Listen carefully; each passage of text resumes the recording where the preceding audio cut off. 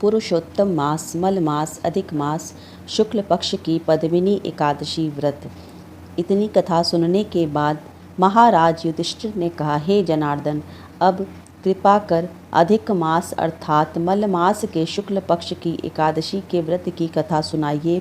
इस एकादशी का क्या नाम है, क्या पुण्य फल है और क्या विधान है। भगवान श्री कृष्ण बोले, राजन, अधिक मास शुक्ल पक्ष की एकादशी का नाम पद्मिनी है। इसके व्रत में भगवान पद्मनाभ की पूजा होती है। इस व्रत की कथा इससे पूर्व महर्षि नारद से कह चुका हूँ।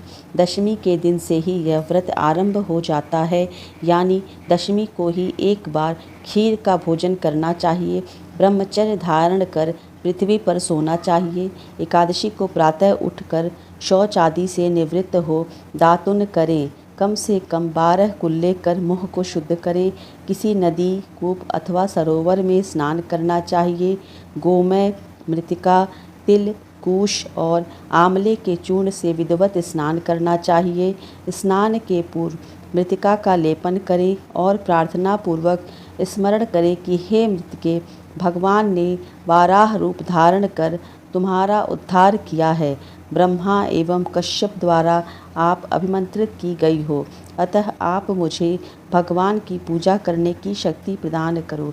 हे ब्रह्मा के मुख से उत्पन्न होने वाली और समस्त संसार को पवित्र करने वाली, आप मेरे अंगों को पवित्र और शुद्ध करो। हे शंख चक्र गदा और पद्मधारी देवाधिदेव जगन्नाथ, आप मुझे स्नान करने की आज्ञा दें। इस प्रकार कहकर वरुण मंत्र का जप करता हुआ स्नान करें। गंगा आदि उत्तम तीर्थों के अभाव में उनका स्मरण करता हुआ स्नान करें और धोया हुआ साफ वस्त्र धारण करें। संध्या वंदनादि नित्य कर्मों से निवृत्त हो भगवान के मंदिर में जाकर उनकी पूजा करें। राधिका सहित भगवान की स्वर्ण प्रतिमा अथवा शंकर सहित पार्वती की स्वर्ण प्रतिमा का विधिवत पूजन करें। धान्य के ऊपर कांसे का, तांबे का अथवा स्वर्ण या मिट्टी का घड़ा स्थापित कर उसके मुख पर जिस चीज़ का घट हो उसी का पात्र रख उसे सुगंधित द्रव्यों और वस्त्रों द्वारा अलंकृत करें। तब उसके ऊपर भगवान की प्रतिमा स्थापित कर विधिवत पूजन करें। पुष्प, गंध और ऋतु फलों का यथाशक्ति नैवेद्य लगावें और फिर भगवान के सम्मुख रात भर जागरण करते हुए नृत्य करें। उस दिन किसी पतित अथवा ऋतुमती स्त्री का स्पर्श न करें। मिथ्या भाषण एवं देवगुरु की निंदा न करें। इस एकादशी का निर्जल ही व्रत करना चाहिए। अशक्त हो तो जलपान या फलाहार का अवलंबन लेना चाहिए।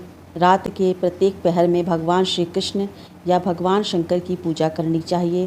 पहले पहर में नारियल का फल, दूसरे पहर में बिल्वपत्र, तीसरे पहर में सोना फल और चौथे पहर में पूंगी फल अर्पण करना चाहिए। इस प्रकार नैवेद्य लगाने से क्रमानुसार अग्निष्ठ होम, वाजपेय, अश्वमेघ और राजसूय यज्ञ का पुण्य फल प्राप्त होता है तथा पृथ्वी में उपस्थित समस्त तीर्थों के करने का पुण्य फल प्राप्त होता है। इस प्रकार पूजन करता हुआ रात भर जागरण कर सूर्य उदय होने पर स्नान कर भगवान का पूजन करें और ब्राह्मणों को भोजन करा भगवान की प्रतिमा एवं घट इत्यादि उनको दान करें। हे राजन, पद्मिनी एकादशी के विधि का विधान तो मैं समुचित तुम्हें सुना चुका हूँ।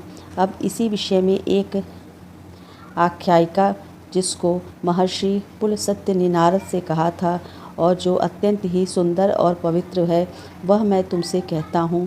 ध्यानपूर्वक सुनो। एक बार कार्तवीर्यार्जुन ने रावण को बंदी बना लिया था और पुलस्त्य ने जाकर उसे मुक्त कराया था। इस कथा को सुनकर नारद जी ने पुलस्त्य जी से पूछा, हे भगवान, यह बात मेरी समझ में नहीं आती है कि त्रैलोक के विजयी रावण को कार्तवीर्य ने किस प्रकार बंदी बना लिया था।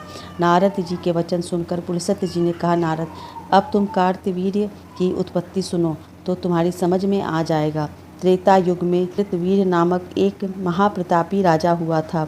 यद्यपि उसके महल में एक से एक सुंदरी रानियां थीं, तथापि पुत्र किसी को नहीं था। उस राजा ने महर्षियों के उपदेशानुसार अनेकों राजसूय और अनेकों अश्वमेध यज्ञ किए मगर कोई परिणाम नहीं निकला। तब राजा अत्यंत उदास और दुखी रहने लगा। सोचते सोचते तप करने के लिए जाने का निश्चय कर राज्य का भार मंत्री के मत्थे दे तपस्या करने चला गया। यह समाचार सुनकर उसकी एक रानी, जिसका नाम प्रमदा था, अपना वेश तपस्विनी का बनाकर राजा के साथ निकल पड़ी। वन में जाकर राजा ने 1000 वर्ष पर्यंत तपस्या की मगर कोई फल प्राप्त नहीं हुआ। यह देख प्रमदा को दुख हुआ। एक दिन वह अनुसुईया के आश्रम में जा उनको प्रणाम कर उन्हें अपना समस्त वृत्तांत कह सुनाया। हे देवी, मुझे कोई ऐसी युक्ति बताइए जिससे मेरा मनोरथ पूर्ण हो। रानी की समस्त राम कहानी सुन देवी अनुसुईया ने कहा, तुम अधिक मास जो 32 महीनों के बाद आता है और उनमें 2 एकादशियाँ होती हैं, पद्मिनी और परमा। ये दोनों ही एकादशियाँ अतुल और अक्षय फल को देने वाली होती हैं। अस्तु, तुम इन दोनों ही एकादशियों का व्रत कर भगवान का पूजन और भजन कीर्तन कर रात्रि में जागरण करो, तुम्हारी मनोकामना अवश्य ही पूर्ण होगी। रानी देवी अनुसुईया से व्रत का विधान सुनकर अपने आश्रम में आई और पद्मिनी का व्रत निराहार और निर्जल रहकर रात्रि जागरण और कीर्तन किया। व्रत के समाप्त होते ही भगवान कमलनाथ प्रकट हुए और रानी से कहा, वर मांगो। रानी ने भगवान से दंडवत किया और हाथ जोड़कर अनेकानेक स्तुतियों के पश्चात कहा, देव, यदि आप प्रसन्न हैं तो मेरे पति देव की इच्छा पूर्ण कीजिए। रानी के ऐसे वचन सुनकर भगवान ने राजा से कहा, हे राजन, तुम्हारी स्त्री ने पद्मिनी का व्रत करके मेरी आराधना और पूजा की है। अस्तु, मैं प्रसन्न होकर कहता हूँ, तेरी जो भी इच्छा हो वह वर मांगो। भगवान के ऐसे वचन सुनकर राजा ने कहा, प्रभु, यदि आप सचमुच ही मेरे ऊपर प्रसन्न हैं तो मुझे ऐसी संतान दीजिए जो सर्वश्रेष्ठ और आपकी सेवा और किसी के हाथ से न मरने वाली हो। राजा के ऐसे वचन सुनकर भगवान तथास्तु कहकर अंतर ध्यान हो गए। राजा भी प्रसन्न हो रानी के साथ अपनी राजधानी में आए। यथा समय रानी प्रमदा के गर्भ से कार्तवीर का जन्म हुआ, जिसके समान तीनों लोकों में कोई नहीं था। यही कारण है कि उसने रावण को बंदी बना लिया था। इस प्रकार कथा कहकर पुलस्त्य ने नारद से कहा, इसमें आश्चर्य का कोई विषय नहीं है।